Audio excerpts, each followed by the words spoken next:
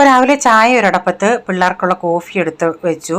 പിന്നെ ടിഫിന് കൊണ്ടുപോകാനായിട്ട് ജാമും പീനട്ടൂടെ മിക്സ് ചെയ്തു. ഒരാൾക്ക് പീനട്ട് മാത്രമേ തേക്കുന്നുള്ളൂ. എന്നിട്ടിത് തവയ്ക്കകത്ത് വെച്ച് ഇങ്ങനെ ടോസ്റ്റ് ചെയ്ത് കൊടുക്കുക ചെയ്തത്.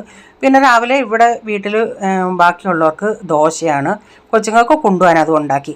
എന്നിട്ട് ഞാൻ കുടിക്കാൻ വെള്ളം അങ്ങ് അടപ്പത്ത് വെച്ച് ആദ്യം. എന്നിട്ടൊരു മിക്സ് മസാലയാണ് ഉണ്ടാക്കുന്നത്. കുറച്ച് മട്ടർ, ഉരുളൻകിഴങ്ങ്, ക്യാരറ്റ് ഇതെല്ലാം കൂടി ഇട്ട് ഇച്ചിരി വെള്ളം ഒഴിച്ച് അതൊന്ന് വേവിക്കാൻ വെച്ചിട്ടുണ്ട്. അപ്പോൾ ഇന്നലത്തെ മീൻകറി ഇത്തിരി ഇരിപ്പുണ്ടായിരുന്നു, അതൊന്ന് തിളപ്പിക്കാൻ വെച്ചു. പിന്നെ ഒരു രസമാണ് ഉണ്ടാക്കുന്നത്. അപ്പോൾ പുളി എടുത്തിട്ട് ഇച്ചിരി നല്ല ചൂട് വെള്ളം ഒഴിച്ച് വെച്ചിട്ടുണ്ട്, അതൊന്ന് നന്നായി സോഫ്റ്റായിട്ട് വരാനായിട്ട്. തോരൻ വെക്കാൻ ചെറുപയർ അടപ്പത്തിട്ടിട്ടുണ്ട്. അപ്പോൾ ഞാൻ ഇച്ചിരി കോളിഫ്ലവർ ആദ്യം ഒന്നിങ്ങനെ ഇത്തിരി എണ്ണ ഒഴിച്ച് അതൊന്ന് വറുത്തെടുത്ത് മാറ്റി വെക്കുന്നുണ്ട് നമ്മുടെ മിക്സ് മസാലയ്ക്ക് വേണ്ടി.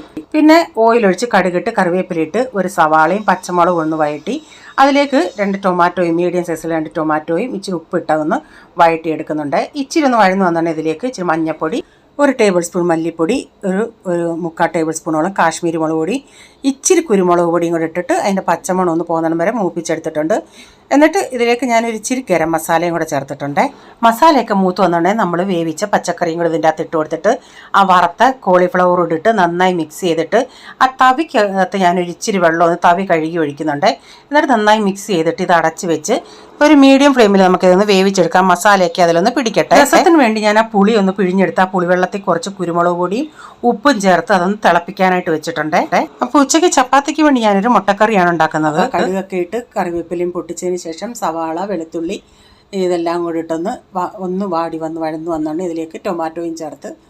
അപ്പോൾ അതിൻ്റെ ഇടയ്ക്ക് നമ്മൾ മസാല ഇവിടെ ഞാനൊന്ന് ഇളക്കി കൊടുക്കുന്നുണ്ട്. മസാലയൊക്കെ വെന്തിട്ടുണ്ട്. ലാസ്റ്റ് വേണമെങ്കിൽ ഇതിൽ കുറച്ച് വെളിച്ചെണ്ണയും കൂടി ഒഴിച്ചാൽ കുറേ കൂടെ ടേസ്റ്റാണ്.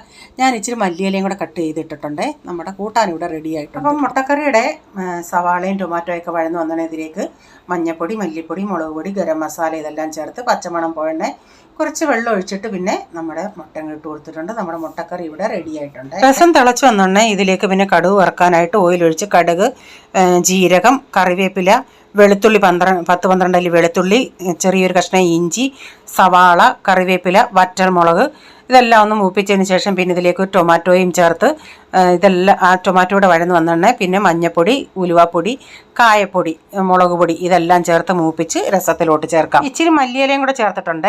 നമ്മുടെ രസം ഇവിടെ റെഡി ആയിട്ടുണ്ട്.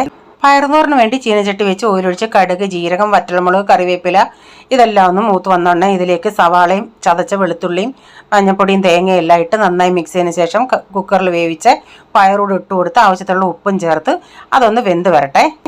ഇപ്പം നമ്മുടെ ലഞ്ച് ഇവിടെ റെഡിയായി. ചാനൽ ഫോളോ ചെയ്തിട്ടില്ലെങ്കിൽ ഒന്ന് ഫോളോ ചെയ്തേക്കണേ.